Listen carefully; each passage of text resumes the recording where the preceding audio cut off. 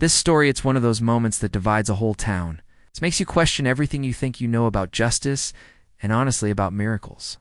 It all starts with a simple, desperate choice made by a good man, a father named Ethan Vance. Ethan was a single dad, working the docks down in Crescent Harbor, a backbreaking job that barely kept them afloat.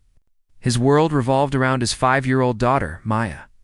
You know those kids who just seem to carry a light inside them? That was Maya Bright, sharp but fragile. She wasn't dealing with a common cold.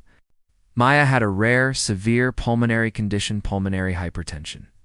It meant her body was constantly fighting just to breathe, especially in the cold New England air. The medication, one specific vial she needed every week, cost more than Ethan made in 2 months. He'd done everything. Sold his old truck, pawned his wedding band, even missed meals just so Maya could have her treatment. But 3 weeks ago, on a Tuesday, you could cut the air with Maya, woke up burning. Her breathing was shallow, ragged, and that awful panic clawed its way into Ethan's chest. He called his boss, the union rep, everyone, begging for an advance. Company policy, Vance, you know that? They'd say policy, like that means anything when your little girl is fading right in front of you. That night, after Maya finally drifted into a fitful, feverish sleep, Ethan made the hardest walk of his life. He went to the MedPoint pharmacy on the edge of town. He'd never even jaywalked, let alone stolen anything. But when the choice is the law or your daughter's life, well, that's no choice at all, is it? He found the vial, the small specific box that cost $800, tucked it into his jacket, and tried to walk out, trying to look normal. You know how it goes. Your heart is pounding so hard, you're sure the security cameras can hear it. And then, the hand. Heavy, firm, on his shoulder. "Sir, I need you to empty your pockets." Ethan didn't fight it. He just stood there, tears streaming down his face, holding that life-saving box out to the guard. He whispered, "Please, my daughter. She's dying. I'll pay you back. I swear." But the guard just shook his head. "I'm sorry, Mr. Vance, it's the law." 20 minutes later, Ethan was in the back of a patrol car, watching the flashing lights illuminate the world he'd just ruined. His only thought was Maya, alone and sick. Fast forward 2 weeks, and we're in the courtroom. It's packed, because everyone in this small town knew Ethan was a good man, trapped. Presiding over the case was Judge Evelyn Thorne. Now, Judge Thorne was famous, or maybe infamous, as the Iron Lady of the bench. For the last 3 years, her bench had become her fortress. Evelyn was paralyzed from the waist down after a catastrophic skiing accident. She was sharp, logical, and utterly unforgiving. The law was the law, and sentiment had no place in her court. Prosecutor Marcus Klein, a young guy with a perfectly starched collar, laid out the case, a clear case of felony theft. Ethan's public defender was doing her best, spinning the desperate father narrative, but Judge Thorne had heard it all. You could see the decision forming on her lips, that cold, clinical judgment she was known for. And then the door creaked. Old Mrs. Gable. Ethan's neighbor walked in, holding Maya's hand. Maya, 5 years old, messy brown pigtails, wearing a hand-me-down dress that was too big.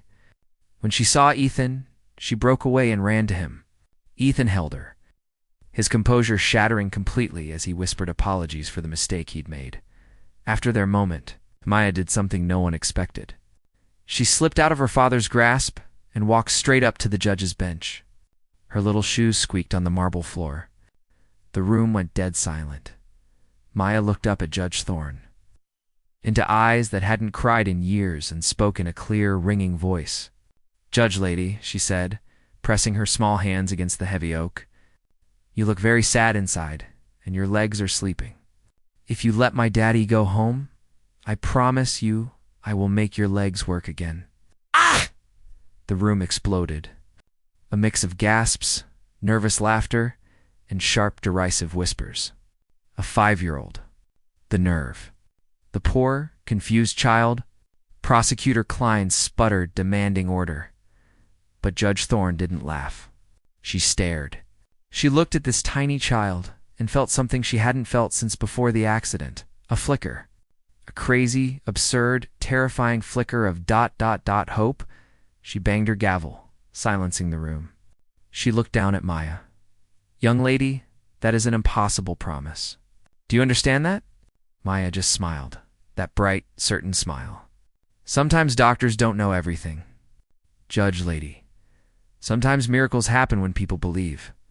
In a move that defied her entire 20-year career, Judge Evelyn Thorne looked at Ethan.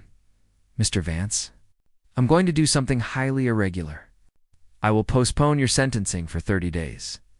If, and only if, your daughter can fulfill this impossible promise to me within that time, all charges against you will be dismissed.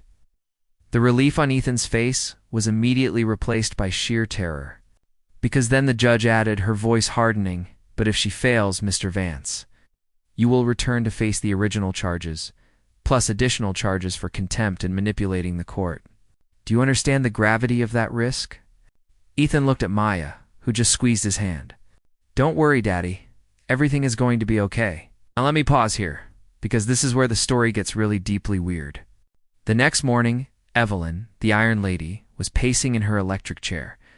She was logical, she was a scientist of the law, and she knew this was madness.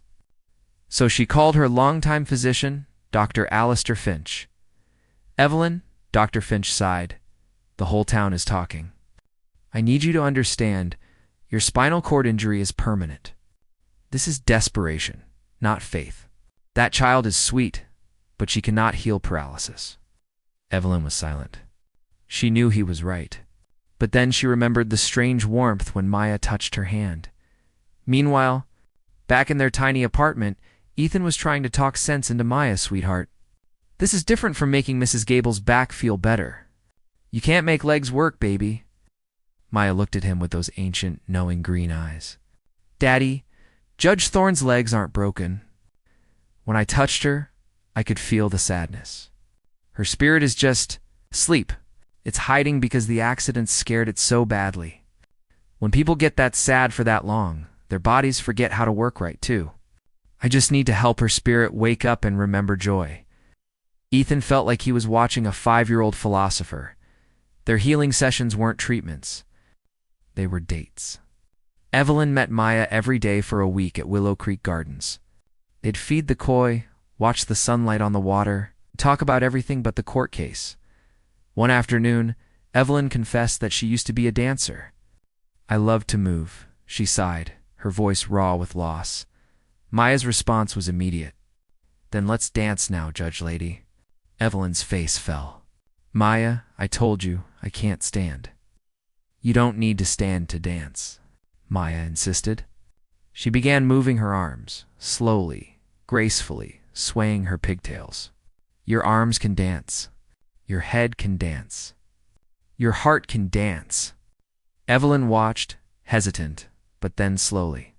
She started moving her own shoulders, rolling her neck, letting her arms sweep through the air in time with Maya, and in that moment, for the first time in 3 years, the Iron Lady felt weightless.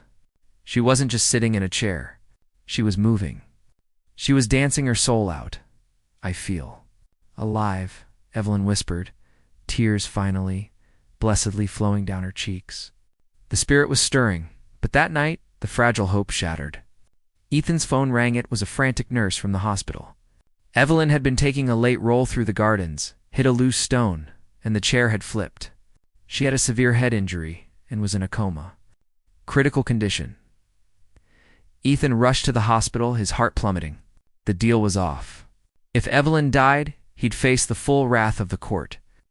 Likely contempt charges, and lose Maya forever to foster care. Asterisk, the waiting room was a silent torture chamber. Then, Prosecutor Marcus Klein walked in, looking pale and deeply troubled. He approached Ethan. Vance, Marcus said, looking down, I owe the judge an apology. I saw how she looked at your daughter. She made an emotional decision, something I never thought she was capable of. Maybe I was wrong to be so cynical. Maya, ever the determined little soul, stepped forward. Mr. Klein, Judge Catherine's spirit is lost now. The accident scared it so much it's hiding. I need to go to her right now, before it's too late. Dr. Finch was adamant. Hospital protocol. No children in the ICU, especially not for an unconscious patient. Muckus. The prosecutor spoke up. "Doctor, what harm could it do? The judge is running out of time. If she believed in the impossible, maybe we should too. Let the child go." 5 minutes. That was all they got. The ICU room was white, cold, full of beeping monitors. Evelyn looked small, fragile, lost. Maya climbed onto a stool beside the bed, took Evelyn's hand, the tiny hand of a 5-year-old, gripping the cold. "Still a hand of a cynical judge." "Judge Evelyn," Maya whispered, her voice carrying an authority far beyond her years. "I know you're scared. It feels dark, like you're lost in the fog. But remember the dance? Remember how your heart felt light? That's the path back to the light. It's made of every beautiful memory you've forgotten of dancing as a girl, of the first time you wore the robes, of us laughing at the koi fish." Ethan stood by the door, watching the monitors, as Maya poured out her heart. Speaking of joy, love, and courage, the monitors flickered. Evelyn's heart rate, which had been erratic, steadied and strengthened. "That's it," Judge Lady Maya encouraged, her voice cracking with fierce love. "You are more than the chair. You are the dancer, the justice, the hope. Come back. The world needs you, and I need you to keep your promise." And then it happened. Evelyn's eyelids fluttered. She blinked, confused, staring at Maya's bright, determined face. "Lily," she whispered, her voice thin. "I was lost. In a dark place, you called me back." Dr. Finch rushed over, checking her pupils, her vitals.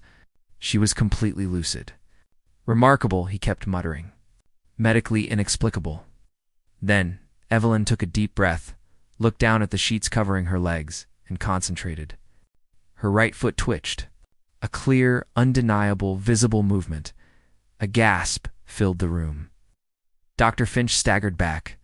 Evelyn concentrated harder, and her left foot moved, lifting the sheets slightly. Tears of impossible joy streamed down her face. "Lily, you did it.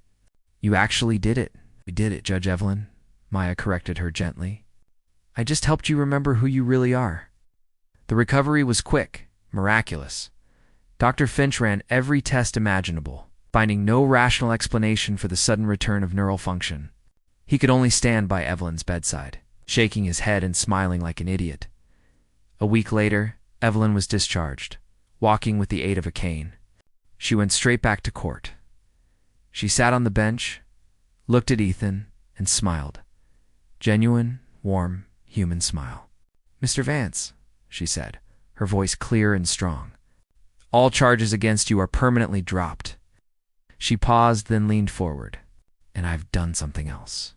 I've personally recommended you for the maintenance chief position at Crescent Harbor Hospital. It comes with a good salary, and most importantly, comprehensive health insurance for Maya." Ethan could barely speak through his tears. He looked at Maya, who just beamed. 3 weeks later, Evelyn Thorne, the Iron Lady, walked into the courtroom under her own power. The whole assembly, including a sheepish prosecutor Klein, stood and applauded for a full minute. She used the cane, she moved slowly, but she walked. She looked out at the court. 3 weeks ago, a little girl taught me that healing isn't just about fixing broken nerves. It's about fixing broken spirits. She taught me that love is the strongest law there is. And 6 months later, Evelyn married Dr. Alistair Finch, the skeptic who had fallen head over heels for the woman who learned to dance again. She was slowly, deliberately, but joyfully dancing at her own wedding. With Ethan and Maya watching from the front row, Maya leaned over to her father. "Daddy, do you know the best part about the miracle?" "What is it, sweetheart?" "The best part is that, once people see one miracle happen, they start believing that all kinds of wonderful things are possible." Now, that's the end of the story, but it leaves me with one question for you. Judge Thorne broke the law, the very foundation of her career, by making a decision based on emotion and a child's impossible promise, but in doing so, she administered a higher form of justice. So I want to know, did Judge Thorne make the right legal decision? Or did she commit professional misconduct to serve a greater human justice? Drop your take in the comments below. Was the Iron Lady right to break the law, Or should Ethan Vance have gone to jail? Let's talk about it.